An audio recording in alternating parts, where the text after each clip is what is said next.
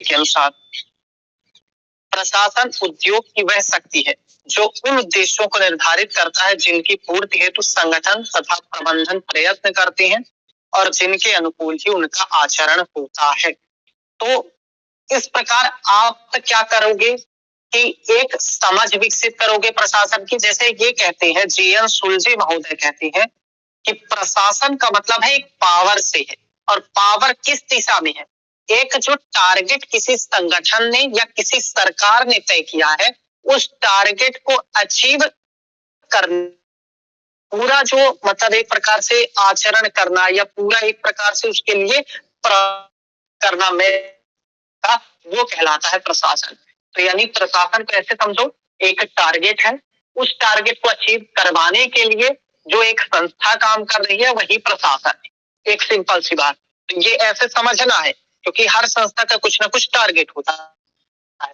और कौन देते हैं, तो जीएन सुलजे महोदय देते हैं। तो प्रशासन जीएन सुलजे महोदय के अनुसार अपनी उसमें लिख लेना कि प्रशासन उद्योग की वह शक्ति है जो उन उद्देश्यों को निर्धारित करती है, जो उन उद्देश्यों को निर्धारित करती है जिनकी पूर्ति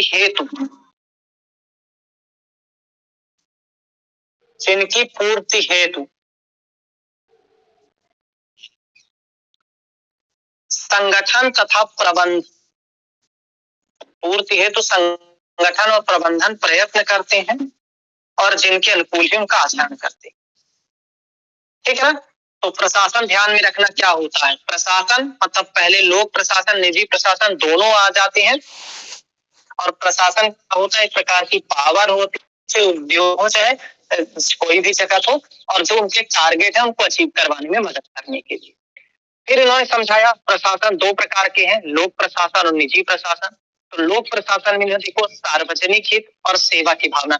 हर सरकारी संस्थान की, ये पहले पुलिस राज होता था, अब क्या हो गया, पुलिस राज नहीं, सेवा का राज है। तो हर सरकारी संस्थान का मेन प्रायोरिटी होती है कि सार्वजनिक हित हो और सेवा, जनता की सेवा की जाए। जबकि निजी प्रशासन में क्या होता है, स्वहित होता है और लाभ प्राप्ति की भावना होती है। भाई प्राइवेट सेक्टर का क्या काम होगा, अपना लाभ देखना होगा। तो फिर प्रशासन की कुछ विशेषताएं देखो, क्या क्या विशेषताएं होती हैं। विशिष्ट और सामूहिक उद्देश्य कौन है। देखो प्रशासन का कुछ विशिष्ट उद्देश्य होता है, कुछ सामूहिक उद्देश्य होता है। जैसे हम लोग प्रशासन की बात करते हैं तो वो क्या लगता है, वो एक स्थिति है डेलीगेशन, इंग्लिश में भी टर्म्स ध्यान में रखना, डेलीगेशन। तो अधिकारों का क्या होता है, प्रत्यायोजन हो सकता है, सॉरी डिपुटेशन हो सकता है, डेलीगेशन हो सकता है। मतलब कि इसका प्रत्यायोजन का जो मतलब है कि अपने से अधीनस्थों को अपना अधिकार दे देना प्रत्यायोजन कहलाता है। मतलब जैसे आप लोगों ने सुना होगा कि मुख्यमंत्री प्रधानमंत्री अमेरिका की यात्रा में गए, साथ में उनके डेलीगेट्स थे। इसका मतलब ये है कि प्रधानमंत्री तो सबका सब ऑर्डिनेट होंगे, जो साथ में जाएंगे वो काम करेंगे। इसी प्रकार कलेक्टर के अंदर में जो होते हैं उनको वो दे देता है अपने थोड़ा थोड़ा काम, तो क्या होता है काम और अधिकार तो वो भी करते रहते हैं। तो प्रशासन इसी तरह चलता है। प्रशासन कुल मिला के प्रशासन केंद्रीकृत नहीं होता, विकेंद्रीकृत होता है, डिसेंट्रलाइजेशन होता है। कुछ पावर कलेक्टर के पास होती है, कुछ एसपी के पास, कुछ इसके पास, कुछ डीएसपी के पास, कुछ कांस्टेबल के पास। ऐसे संचार की उचित व्यवस्था होना, ठीक है ना, एक दूसरे से कम्युनिकेशन होता है। कार्मिकों का पद सोपान व्यवस्थित ढंग से संगठित होना, पद सोपान तय होता है। मतलब कि कौन किसे रिपोर्ट करेगा, कलेक्टर से ऊपर कौन होगा, कलेक्टर से नीचे कौन होगा। तो ये पद सोपान यानी पद की सीढ़ी क्या होती है, एक निश्चित होती है। कार्मिकों का स्वरूप के मध्य समन्वय होता है और एक प्रकार से कोऑर्डिनेशन होता है। तो यदि पूछ जाती तो क्या क्या बताओगे, वह होता है, पद सोपान होता है, औपचारिक होता है, लक्ष्य उन्मुख होता है, सेवा भावना होती है, और क्या बता सकते हो, प्रत्यायोजित होती है, और मतलब अधिकार जनता के हाथ में होते हैं, औपचारिक होता है, बड़ा होता है, दो या दो से अधिक व्यक्ति इसमें काम करते हैं। इस प्रकार एक प्रशासन के अंदर जो भी विशेषताएं हैं, आप जो भी देखोगे प्रशासन को, कभी सोचना कि आपके क्षेत्र के जो कलेक्टर, एसपी या जो भी कलेक्ट्रेट कार्यालय है वो प्रशासन एक टाइप से, या मुख्यमंत्री प्रशासन तो कैसे काम करते हैं। क्या अकेले काम करते? नहीं, 2 या 2 से अधिक लोग होते। तो इस प्रकार आपको सोचना है। फिर प्रशासन की प्रकृति और या स्वरूप। प्रशासन की प्रकृति या स्वरूप कैसे होता है आप सब लोग अपने देखना। एक डायग्राम बना हुआ है। तो इसका होता है एकीकृत दृष्टिकोण और प्रबंधात्मक दृष्टिकोण होता है। एकीकृत दृष्टिकोण का मतलब है प्रशासन के अंतर्गत सभी स्तर के जो कर्मचारी होंगे या कार्यकलाप होंगे वो सम्मिलित किया जाता है। मतलब श्रमिक, चौकीदार, लिपिक व प्रबंधकों द्वारा किए जाने वाले क्रियाकलाप एलडी वाइट, निप्रो, टिफिनर ये सब इसके समर्थक हैं। प्रबंधात्मक दृष्टिकोण के लिए सिर्फ उच्च अधिकारियों द्वारा किए जाने वाली क्रियाओं को सम्मिलित करता है। ठीक है, तो जो 2 स्तर के होते हैं, एकीकृत दृष्टिकोण वाले ये मानते हैं कि जो प्रशासन का काम होगा वो कलेक्टर भी करेगा और कांस्टेबल भी प्रशासन में योगदान देगा। मतलब एक प्रकार से डिसेंट्रलाइजेशन व्यवस्था होगी कि कोई एक सब एक होके करेंगे। दायित्व होगा जनता की सेवा करना, कांस्टेबल का भी दायित्व होगा जनता की सेवा करना, तो सब यही करेंगे। जबकि प्रबंधात्मक दृष्टिकोण वाले मानते हैं कि भाई सिर्फ उच्च स्तर यानी मैनेजमेंट का केवल दायित्व है कि वो प्रशासन सेवा की भावना रखे, बाकी निचले लोगों का नहीं। तो यही बताया है कि जैसे लूथर कुलिक के बारे में आप पोस्ट कोर्ब जो पढ़ते हो ना या आगे पढ़ोगे लोक प्रशासन में पढ़ाऊंगा, प्लानिंग, ऑर्गेनाइजेशन, स्टाफिंग, डायरेक्शन, फिर कोऑर्डिनेशन, रिपोर्टिंग, ये पोस्ट कोर्ब, POSD, COARB, ये लूथर कुलिक की विचारधारा थी। इस पे हम बाद में बात करेंगे। तो ये सब प्रशासन की प्रकृति के स्वरूप की बात करते हैं। तो ध्यान में रखना 2 प्रकार के स्वरूप होती है। कौन कौन से? एकीकृत और प्रबंधात्मक। एकीकृत वाला क्या कहता है कि जो प्रशासन होगा वो इंटीग्रेटेड होना चाहिए, मतलब सब लोगों का लक्ष्य एक होना चाहिए। तो सब लोग प्रशासन करेंगे, कांस्टेबल भी, कलेक्टर भी, और प्रबंधात्मक में मतलब ऊपर वाले केवल मैनेज करेंगे। फिर प्रशासन से संबंधित कुछ विचारधाराएं आओ देखते चलना। पहली है अमेरिका की विचारधारा। क्या विचारधारा अमेरिका के लोग रखते हैं और क्या विचारधारा यूरोप के लोग रखते हैं, इसको देखते हैं। तो अमेरिका के लोग की विचारधारा है प्रशासन एक व्यापक है। प्रशासन क्या? व्यापक है और प्रबंधन उसका अंग है। जबकि प्रबंध व्यापक है, प्रशासन उसका अंग है, ऐसा मानते हैं यूरोप के लोग। मतलब जो अमेरिका के लोगों का विचार है वो मानते हैं कि प्रशासन बहुत बड़ी चीज है। मतलब एक प्रकार से मुख्यमंत्री, उनके पूरे जो सबऑर्डिनेट वो प्रशासन कर रहे हैं और उनके अंडर में जो छोटे छोटे मतलब स्टाफ में जो भी मैनेजमेंट होगा वो प्रबंध करता है। जबकि यूरोप के लोग ऐसा नहीं मानते। यूरोप के लोग मानते हैं कि प्रबंधक के अंदर में मैनेजमेंट आता है। तो ये यूरोप के लोग हैं। तो यूरोप के लोग मैनेजमेंट को ज्यादा महत्व देते हैं और अमेरिका के लोग प्रशासन को। फिर प्रशासन तथा प्रबंधन पर्यायवाची है। ऐसा विचारधारा मैकार, लैंड, टेरी, पीटर, हेनरी फ्यूल, न्यूमैन आदि विचारकों के अनुसार प्रशासन और प्रबंधन अलग अलग नहीं है बल्कि एक ही है, जहां नीतियों का निर्माण करने और उसको क्रियान्वित करने में अलग अलग हो सकते हैं। मतलब ज्यादातर लोग जो इनकी विचारधारा है ये मानते हैं कि प्रशासन और प्रबंधन एक ही है, कोई अलग अलग नहीं है। फिर प्रबंधन का स्वरूप समर्थक प्रशासन तथा प्रबंधन ओत या परस्पर व्यापी है। इस विचारधारा के समर्थक कौन है? इस व्यवहार में इस अवधारणा के समर्थक प्रबंधक विचारों के अनुसार व्यवहार में संपूर्ण संगठनों के सभी अधिकारों के एक समान प्रबंधन, संगठन, नियोजन, निर्देशन, नियंत्रण का पालन करना होता है।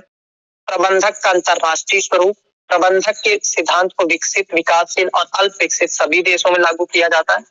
प्रबंधक का सर्व उपक्रम स्वरूप छोटा से देखो, इसमें प्रबंधन से संबंधित, मैनेजमेंट से संबंधित डिफरेंट विचारधारा। तो जैसे पहली विचारधारा आप अमेरिका की विचारधारा लोगे जहां प्रबंधन को ज्यादा प्रायोरिटी दी, सॉरी प्रशासन को ज्यादा प्रायोरिटी दी जाती है, वहां एडमिनिस्ट्रेशन ज्यादा इंपॉर्टेंट होता है कंपैरिजन टू मैनेजमेंट से।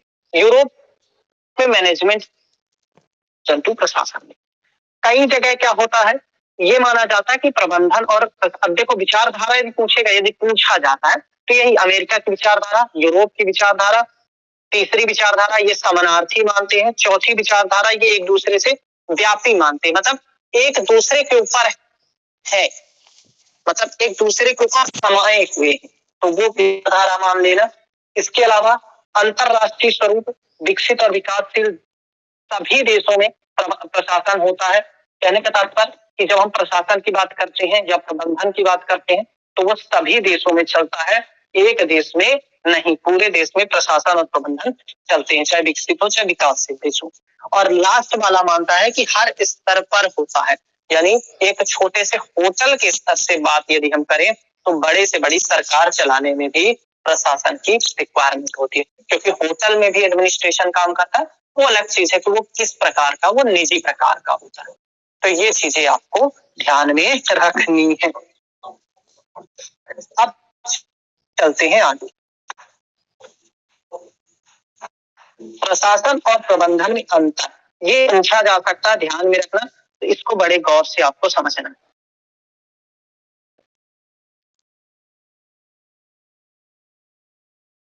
बीच में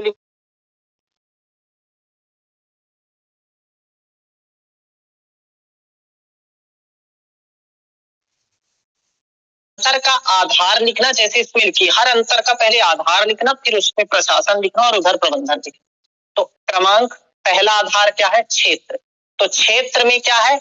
विचारधारा वाला। अमेरिका में ऐसा मानना है कि प्रबंधन जो है वो उसके थोड़ा सा संकुचित है, वो उतना ज्यादा व्यापक नहीं है, वो प्रशासन के अंदर आ जाता है, मतलब प्रबंधन ज्यादा बड़ा नहीं है, जबकि प्रशासन ज्यादा बड़ा। तो प्रशासन वाले पॉइंट्स में इसको बड़ा बता देना और प्रबंधन संबंधी विचारधारा वो छोटा होगा। यही आप दूसरी विचारधारा बताओगे, यूरोप की विचारधारा। दूसरा पॉइंट इसमें लिखा नहीं है पर आप बता देना, यूरोप की विचारधारा जस्ट उल्टा कर देना। यूरोप की विचारधारा में क्या मानते हैं? प्रबंधन ज्यादा महत्वपूर्ण है या ज्यादा व्यापक है कंपेरिजन टू प्रशासन। ये यूरोप की विचारधारा वाला लिख देना, ठीक है ना। तो दो अंतर आ जाएंगे।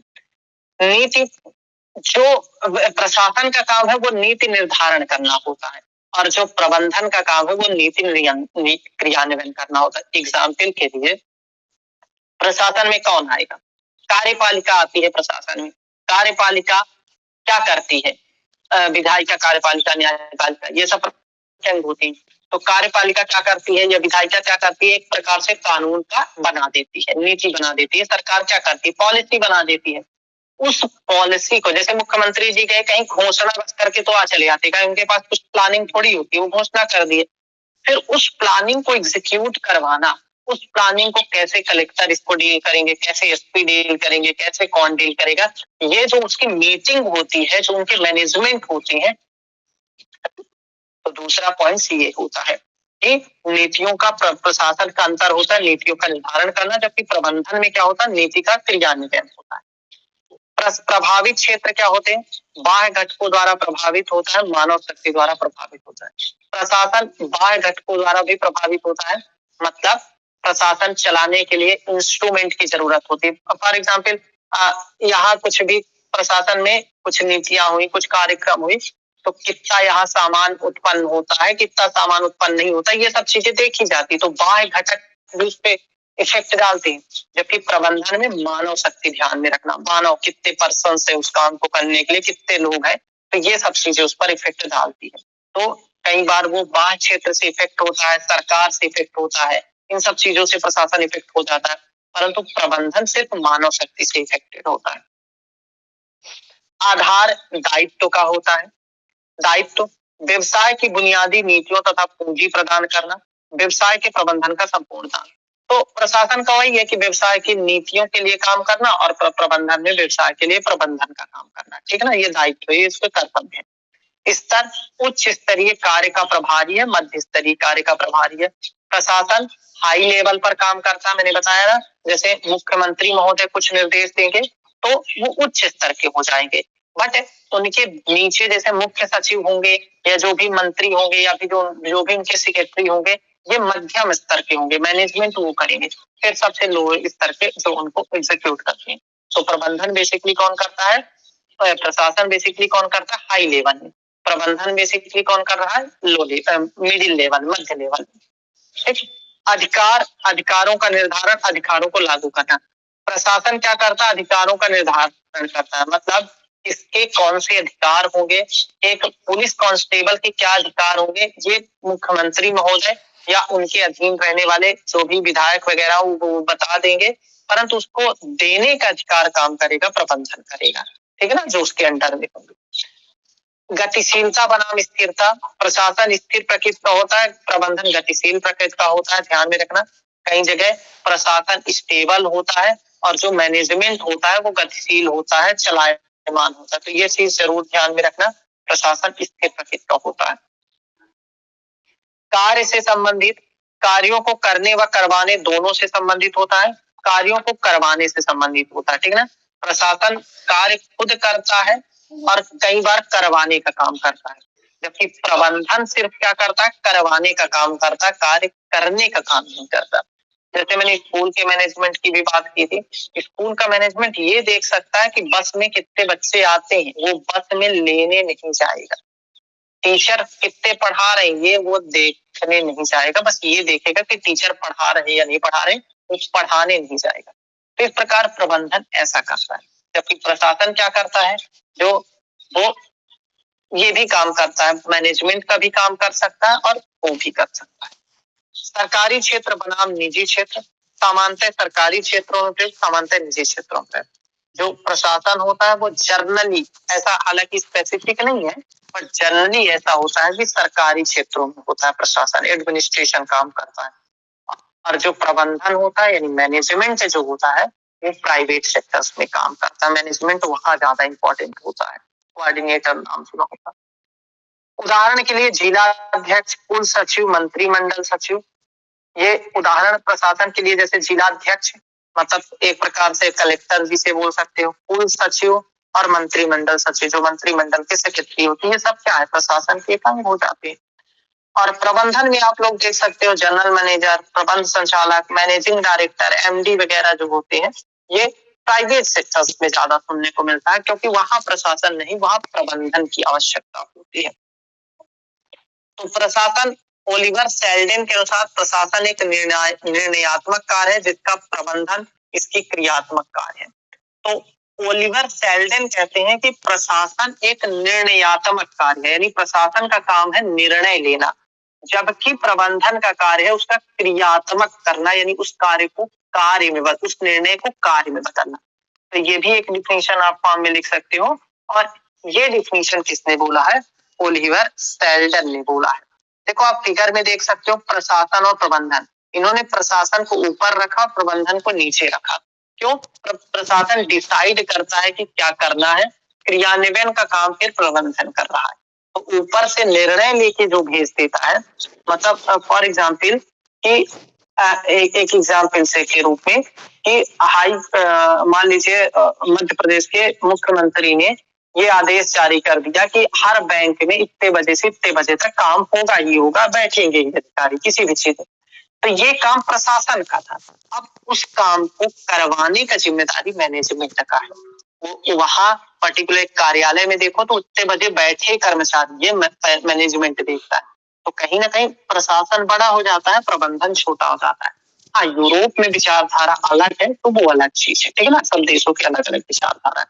तो आपको इसमें से जो इम्पोर्टेंट चीज मैं बता रहा हूँ वो ये याद रखनी है कि प्रशासन और प्रबंधन में अंतर क्या है, इसको मोस्टली इम्पोर्टेंटली याद रखना है आपको, ठीक है। प्रशासन और प्रबंधन में अंतर क्या है, तो इसको अपने लैंग्वेज में याद करना कि पहले आपको कौन कौन से पॉइंट्स याद रखते हैं विचारधारा के आधार पर, कि कौन विचारधारा, तो अमेरिका की विचारधारा अलग होगी सर, यूरोप की विचारधारा अलग होगी। कौन बड़ा है, कौन किसका क्या कार्य है, कौन गतिशील है, कौन स्टेबल है, कौन मतलब सरकारी क्षेत्रों में, जैसे प्रशासन गवर्नमेंट का होता है और मैनेजमेंट प्राइवेट सेक्टर का होता है। स्तर क्या होता है, प्रशासन ज्यादा बड़ा होता है या फिर मैनेजमेंट ज्यादा बड़ा होता है? क्या प्रशासन बाह्य कारकों से इफेक्ट होता है कि नहीं होता? भाई सरकार गिरी, प्रशासन चेंज हुआ या ऐसा कुछ होता है, और प्रबंधन जनरली मानव शक्ति से तय होता है। तो ये सारे पॉइंट्स आपको ध्यान में रखने, ठीक है। तो ये होता है प्रशासन एवं प्रबंधन। आ गया समझ में? ओवरव्यू सबको समझ में आया प्रशासन और प्रबंधन के बारे में? बताओ प्रशासन क्या होता है, प्रबंधन क्या होता है समझ में? जर्नली मैं एक बार फिर बता देता हूँ थोड़ा सा। जर्नली मैनेजमेंट जो होता है वो प्राइवेट सेक्टर्स में काम करता है और जो प्रशासन होता है वो गवर्नमेंट सेक्टर्स में काम करता है। इतना ध्यान रखना है। तो प्रशासन ऊपर होता है, दूसरा प्रबंधन नीचे होता है। दूसरा पॉइंट, प्रशासन बाह्य कारकों से इफेक्ट होता है। सरकार गिरी तो प्रशासन चेंज होगा, सरकार नहीं गिरी तो प्रशासन चेंज नहीं। पर प्रबंधन मानव शक्ति पर डिपेंड करता है, कितने लोग हैं, कितना काम किया जा सकता है। तो प्रशासन बाह्य कारकों से इफेक्ट होता है जबकि प्रबंधन मानव शक्ति से इफेक्ट होता है। प्रशासन गतिशील है, सरकार आज यहाँ कल वहां गिर जाएगी, सॉरी स्थिर है, परंतु प्रबंधन जो है गतिशील है। मैनेजमेंट जो है ट्रांसफॉर्मेबल होती है, एक जगह मैनेज करो दूसरी जगह मैनेज करो। प्रशासन एक प्रकार से उच्च स्तर का होता है जबकि प्रबंधन स्तर का होता, मध्यम स्तर का होता है। ठीक है ना? प्रशासन कार्य करवाता भी है और कार्य करता भी है, परंतु प्रबंधन सिर्फ कार्य करवाता है, करता नहीं है। ठीक है ना? प्रशासन जो है उसका कुछ उदाहरण लिख देना, और जैसे जिला कलेक्टर, कलेक्टर, मुख्य सचिव, ये प्रशासन के। प्रबंधन का जब उदाहरण लिखना तो उसका उदाहरण लिख देना एमडी, सीएमडी, ये सब होते managing director, company managing director, प्रबंधक संचालक, जनरल मैनेजर, ये सब होते हैं। ठीक है ना? नीति बनाता कौन है? प्रशासन बनाता, उसको क्रियान्वयन करने का काम प्रबंधन का होता है। इस प्रकार ये सारे जो है ये होते हैं प्रशासन और प्रबंधन। ठीक है, आया समझ में कि नहीं? बताओ।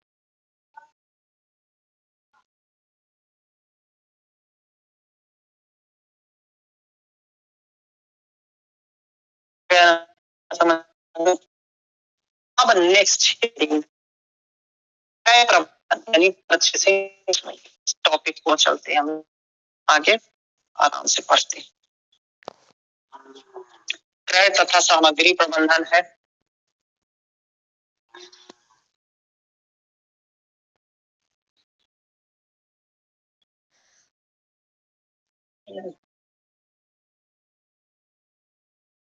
क्रय तथा सामग्री प्रबंधन, ठीक है, हेडिंग डाल लेना क्रय प्रबंधन,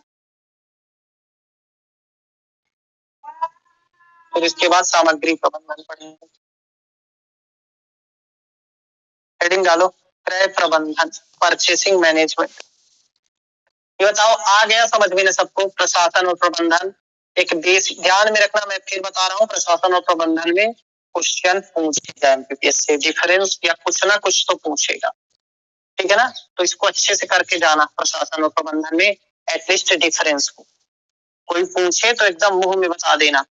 और सोचना कि प्रशासन, और ऐसा नहीं कि बुक की भाषा, सोचना प्रशासन सरकारी होता है, प्रबंधन प्राइवेट होता है, प्रशासन ऊंचा होता है, प्रबंधन नीचा बीच वाला होता है, प्रशासन का काम नीति बनाना होता है, प्रबंधन का काम नीति को लागू करना होता है, प्रशासन स्थिर होता है, प्रबंधन गतिशील होता है, प्रशासन में मतलब कि बाह्य कारकों से इफेक्ट होता है, प्रबंधन बाह्य कारकों से इफेक्ट नहीं होता, प्रबंधन वो होता है मानव शक्ति से इफेक्ट होता है। प्रबंधन प्रशासन एक एग्जाम्पल डाल सकता हूँ, बिल्कुल डाल सकता हूँ, प्रबंधन का भी एक एग्जाम्पल मैनेजिंग डायरेक्टर, सीएमडी, ये सब डाल सकता हूँ। प्रशासन सरकारी क्षेत्रों में होता है, प्रबंधन प्राइवेट सेक्टर में होता है। कितने पॉइंट्स बिना देखे मैंने सुना दिया, तुम भी सुना दिया, बस एक बार लिखना परफेक्ट हो जाओ, बस सोच सोच के बस करना। अब लिखो क्रय प्रबंधन,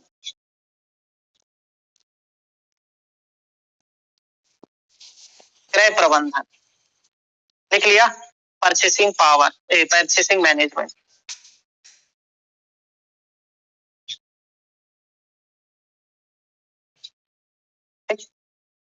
क्रय का मतलब क्या होता है? सिंपल से मतलब होता है परचेस का मतलब होता है खरीदना, और खरीदना कैसी चीज है? जो आपके लिए आवश्यक है चीज उसको खरीदना और एक सही रेट पे खरीदना, यही होता है क्रय का खरीदना।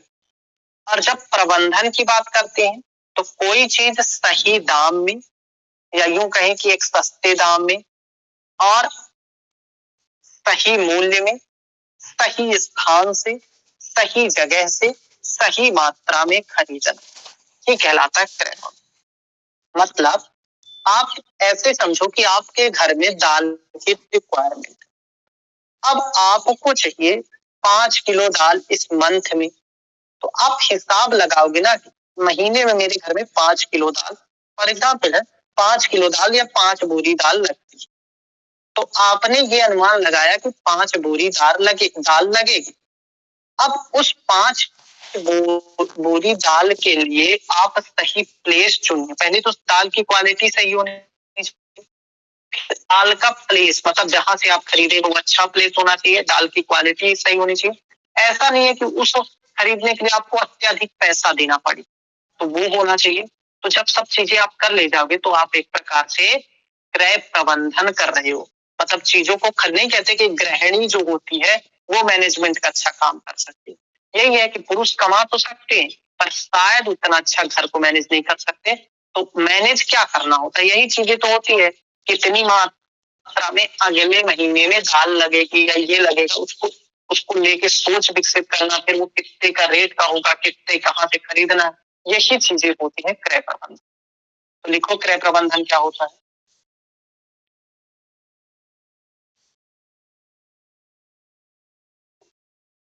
क्रय प्रबंधन के अंतर्गत गुणवत्ता मानक को बनाए रखते हुए, देखो गुणवत्ता मानक को बनाए रखते हुए, जोखिमों को कम करते हुए,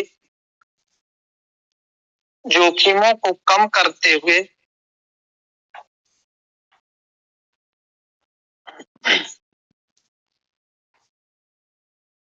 सही किस्म की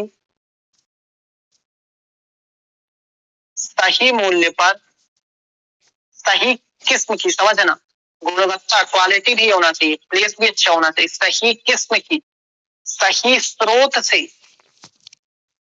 सही स्रोत से, सही स्थान से एवं सही समय पर। ऐसा नहीं कि भूखे मर जाओ तब तुम दाल खरीदो, ये नहीं है। प्यासे मर गए तब पानी मिला, नहीं, सही समय पर, सही स्रोत पर, सही समय पर सामग्री की प्राप्ति या खरीद की जाती है, वो कहलाता है क्रय प्रबंधन। सही मात्रा, सही स्थान, सही सोर्स, सही समय, इतना याद रखना और चीजों को परचेस करना, खरीदना, तो वो कहलाता है क्रय प्रबंधन। ठीक है ना। फिर गॉन्स्टेट के अनुसार किसी उत्पाद में निर्माण सामग्री सही